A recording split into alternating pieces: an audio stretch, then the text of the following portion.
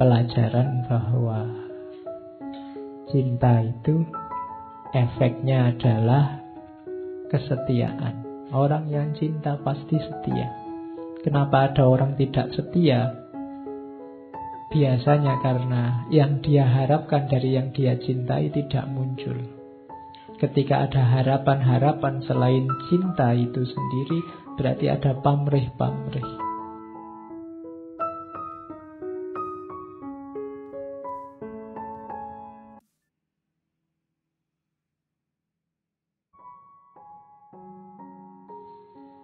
Kalau ini pelajaran tentang kesetiaan. Jadi orang yang mencintai, jadi saya bilang tadi ya, Kois itu selalu ditunggu syair-syairnya. Syair-syairnya indah-indah dan penuh makna. Waktu terus berlalu, usia makin bertambah. Namun jiwaku yang terbakar rindu belum sembuh juga, bahkan semakin parah. Bila kami ditakdirkan berjumpa, akan kugandeng lengannya, berjalan bertelanjang kaki menuju kesunyian, sambil memanjatkan doa-doa pujian. Cinta, kasih, dan sayang telah menyatu, mengalir bersama aliran darah di tubuhku. Cinta bukanlah harapan atau ratapan. Walau tiada harapan, aku akan tetap mencintainya. Sampaikan salamku pada dia, wahai angin malam. Katakan, aku akan tetap menunggu hingga ajal datang menjelang. Ini pelajaran bahwa cinta itu efeknya adalah kesetiaan. Orang yang cinta pasti setia. Kenapa ada orang tidak setia? Biasanya karena yang dia harapkan dari yang dia cintai tidak muncul. Ketika ada harapan-harapan selain cinta itu sendiri, berarti ada pamrih-pamrih. Kalau masih ada pamrih-pamrih, berarti belum cinta yang tulus.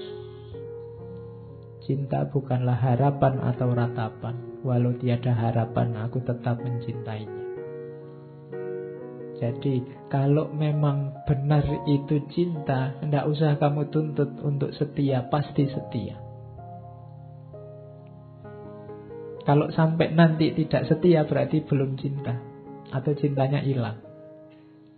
Kenapa kok cintanya bisa hilang? Karena mungkin dulunya itu bukan cinta, tapi ada harapan-harapan, keinginan-keinginan yang sekarang tidak terpenuhi, maka kemudian nyeleweng. Jadi itu pelajaran selanjutnya tentang keteguhan hati. Kalau ini agak panjang. Jiwa orang yang dimabuk cinta, ini pelajaran ya, untuk mendeteksi dirimu kamu sudah jatuh cinta apa belum. Akan terasa sakit karena rindu. Coba ditelusuri masing-masing kalian. Ada ndak rasa rindu yang menyakitkan? Ingin ketemu terus, tapi begitu ketemu nggak tahu mau ngapain. Itu menunjukkan ingin ketemu saja. Ketemu saja sudah beres. Ya bukan karena saya ingin ketemu sekali dia Pak. Kenapa? Utangnya belum dibayar misalnya. Bukan itu. Kalau itu bukan kerinduan namanya. Ya, ini rindu yang jadi setiap kali berpisah kamu sakit, kamu ingin ketemu terus. Sebab pecinta ingin selalu bersama. Tapi halangan tidak akan henti-henti. Biasanya banyak ujiannya.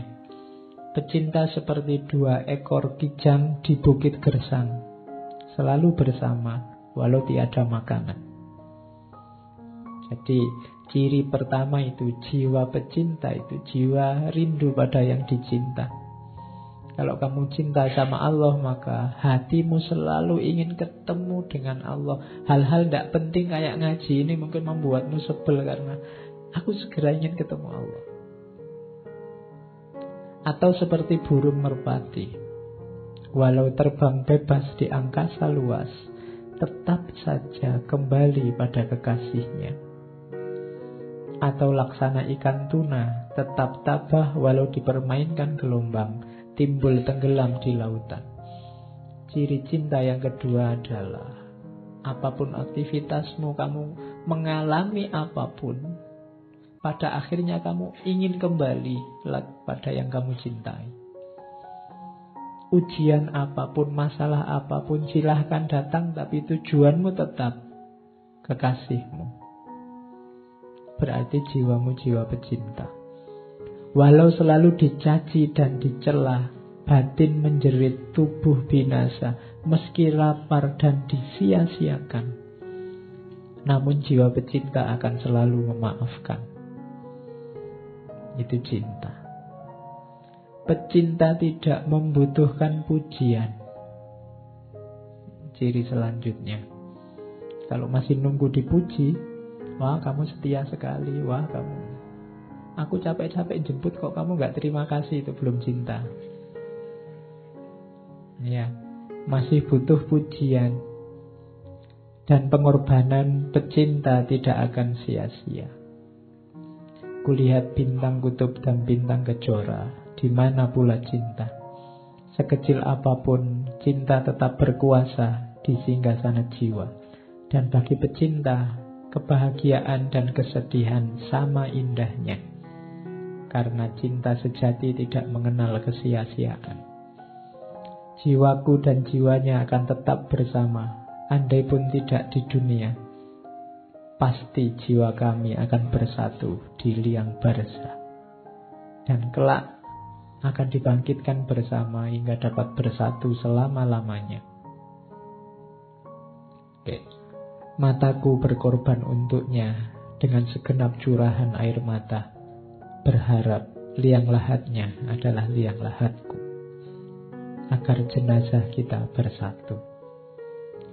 Oke, ini syairnya Majnun. Jadi nanti Majnun ini akhirnya sangat terkenal karena syair-syair dan kegilaannya. Semakin dia terkenal dengan kegilaannya, semakin marah keluarganya Laila dan semakin gelisah keluarganya Majnun. Dan itu nanti beban tersendiri bagi mereka berdua. Bahkan nanti di antara keluarganya Laila ada yang ngancam, dibunuh saja enaknya orang ini, bikin masalah saja. Oke. Nah, dari situ nanti muncul syairnya Laila. Laila ini protes, jangan dikira hanya Majnun yang segalau itu. Aku pun juga sama galaunya. Hanya aku tidak seperti Majnun bisa bebas keluar. Bila kakiku terperosok, kalau ini Laila, aku menyebut namanya. Aku bermimpi dalam tidurku, hidup bersama dia. Apabila disebut namanya, hilanglah kekuatan jiwa. Hatiku seperti sirna ditelan namanya. Demi Allah, hampir saja aku gila karena memikirkannya. Makin lama dadaku makin sesak karena rindu gelisah. Kaumku mengancam, jika aku tak berhenti menyebut namanya, maka darahnya akan tumpah. Bunuhlah aku dan biarkan dia. Setelah nyawaku melayang, janganlah kalian hina dia. Cukup apa yang ia derita karena cinta. Mungkin ia akan menuduhku tidak setia dengan janji, dan aku tidak akan mampu mencegahnya. Ku campur tinta dengan air mata untuk menulis surat padanya. Inilah saat kukuburkan jiwaku untuknya. Aku khawatir jika ajalku tiba, tak dapat memandang wajahnya. Ini Laila. Jadi dua-duanya sedang gelisah. Suatu ketika ayahnya Majnun ini menjemput anaknya, mencari, ketemu, dijemput, dibawa pulang. Kemudian pokoknya diciptakan suasana yang sekiranya membuat Majnun lupa dengan Laila. Dicarikan gadis-gadis cantik yang sekiranya jauh lebih cantik dari Laila. Mau berapapun dikasih. Saya tidak tahu kalau kamu imanmu kuat tidak digituin. Jadi dibikinkan pesta tiap malam. Targetnya satu, tinggalkan Laila. Saat ini juga. Tapi Majnun tidak mau. Jadi katanya Majnun ini mewanti-wanti Laila. Kalau aku tidak mau digituin, ingat-ingat Laila maksudnya itu. Mungkin engkau diberi 2 cawan minuman, 1 cawan kebencian, agar engkau lupa padaku, yang 1 anggur kesenangan, agar engkau menerima orang lain sebagai gantiku. Duhai kekasihku, ku ingatkan dirimu, jangan rusakkan ikatan yang orang lain selalu ingin menyempurnakan. Kelak engkau akan melihat beda antara cinta dan nafsu. Wahai Laila, nafsu akan melemahkan hati. Ia akan terus menggoda dan merayu, namun kelak akan menyesal, sedih tak berkesudahan. Jiwa yang dipenuhi kebencian tak akan pernah menjadi mulia. Ia tak akan puas bila yang diharapkan tak didapat. Bedakan cinta dengan nafsu. Cirinya, nafsu akan terus menggoda, yang akhirnya adalah penyesalan. Sedang diriku Laila, demi Allah, tali kasih yang telah bersemi akan kusiram dan kupupuk, agar cinta yang engkau berikan tetap terjaga selamanya. Dan aku haramkan atas diriku juga segala yang engkau tidak suka. Jadi orang jatuh cinta itu pasti tidak melakukan apa yang tidak disukai oleh yang dicintai. Kalau kamu cinta pada Allah, tidak perlu dipaksa, tidak harus ditausiai tiap hari, pasti dengan ikhlas. Kamu tidak menjalankan yang tidak disukai oleh Allah. Jangan kau biarkan jiwaku hancur karena murkamu. Orang yang cinta itu yang ditakuti satu, yang dia cintai marah padanya. Karena aku tak sanggup menerima amarahmu, bahkan gunung pun akan hancur karena kemarahanmu. Buanglah dalam dirimu segala keraguan, karena cinta tak bisa bersanding dengan kebimbangan. Aku akan selalu menjaga tali cinta kita. Walau engkau tak di sisiku, namun aku yakin cintamu selalu hadir di hatiku. Nah, ini puisi-puisinya masih panjang. Kalau ini munajat. Ini saya bilang malam-malam sendirian. Kalau Majnun ini dilakukan setiap kali dia tenaganya habis, tidak punya kekuatan lagi. Jadi Majnun ini kan jarang makan, di tengah padang pasir mengembara. Jadi tiap kali kehabisan energi kayak orang sudah megap-megap mau mati, munajat ini dilakukan. Setelah baca munajat ini, kekuatannya kembali lagi. Iya. Cuma ini Majnun ya, tidak harus ditiru. Ya, ini katanya Majnun, Tuhan, apalagi yang dapat aku lakukan? Aku telah lelah dan tubuhku melemah. Itu, yang lemah tubuhnya, tapi lihat yang didoakan siapa? Aku memohon dengan kekuatanmu, ringankanlah langkah kaki Laila untuk menemui diriku yang tidak berdaya. Wahai Tuhan, aku adalah hamba-Mu. Apalah guna hidupku jika harus menanggung beban seperti ini? Tunjukkan kemuliaan-Mu, turunkanlah berkah-Mu, agar jiwaku dapat hidup kembali, terhindar dari lembah kematian, dan memperoleh kekuatan untuk melangkah menemui kekasihku. Jadi ini munajatnya. Setelah ini terus dia merasa dapat energi baru, terus kumat lagi. Ya. Jadi wahai Laila, aku tahu engkau terpenjara dalam lingkungan keluarga yang mengasihimu, tapi mengapa engkau tak hendak melihat diriku yang terlunta-lunta di padang gersang? Aku hidup terasing. Orang-orang menganggapku gila, mereka menista dan menjauhiku. Duhai kekasihku, cinta telah mengambil jiwaku dan menyandingkannya dengan jiwamu. Aku tidak akan mempedulikan anggapan orang. Aku hanya memohon padamu, kuatkanlah tali pengikat jiwa kita. Jangan biarkan tangan-tangan kotor menjamahnya. Jangan kau biarkan nafsu dan kemewahan dunia melenakan jiwa kita. Cukuplah bagiku kenangan saat-saat bahagia ketika aku memandang jernih matamu, dapat menikmati madu senyummu, memandang ikal rambutmu bagai debur ombak di pantai. Biarkan kenangan itu menjadi mata air kebahagiaan, tempat istirahat musafir cinta yang kehausan. Kalimatnya abot ya. Tidak tutup.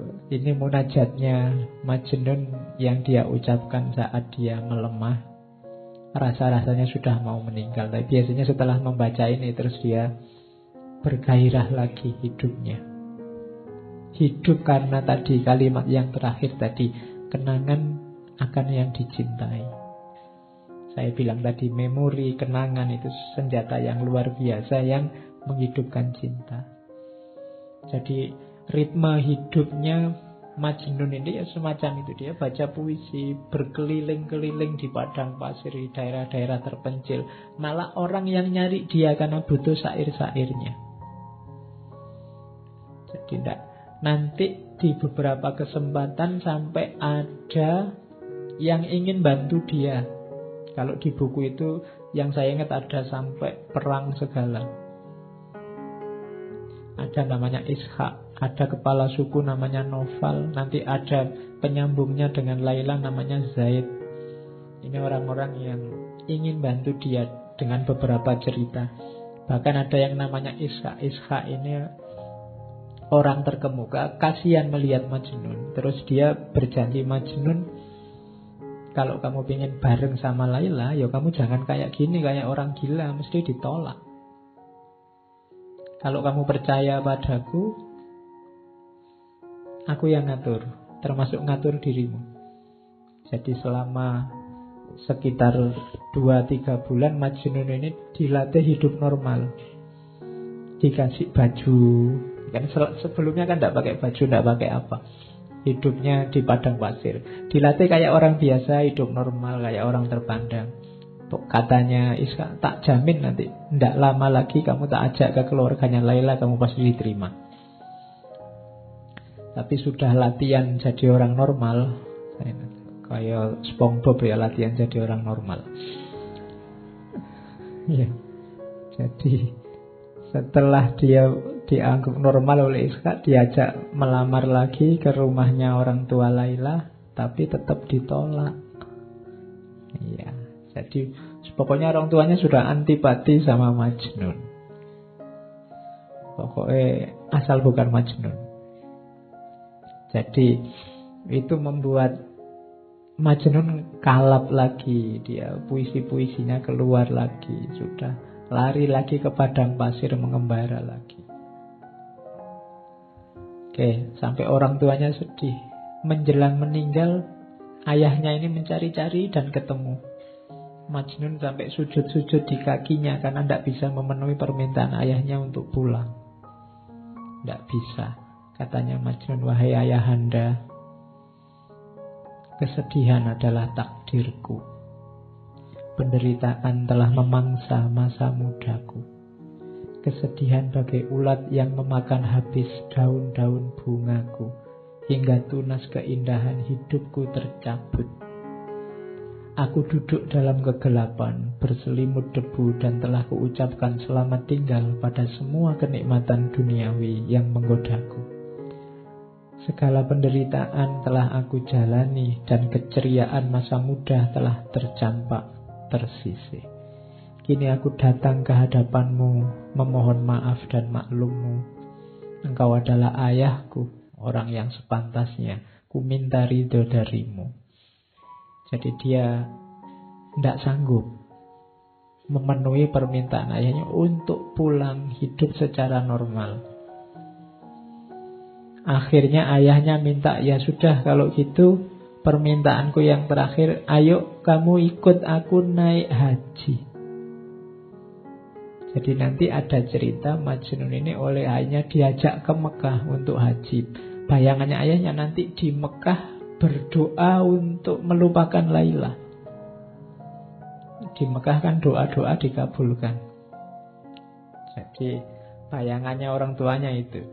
Tapi nanti waktu naik haji, lagi asik-asiknya melakukan ritual haji, tiba-tiba ada orang entah sengaja atau tidak mengucapkan kata Laila. Iya. Iya. Orang sudah mulai konsen mau ibadah diingatkan lagi. Jadi iya, seseorang memanggil-manggil namamu saat kami berada di lereng Bukit Mina. Mendengar namamu, terguncanglah hatiku oleh duka.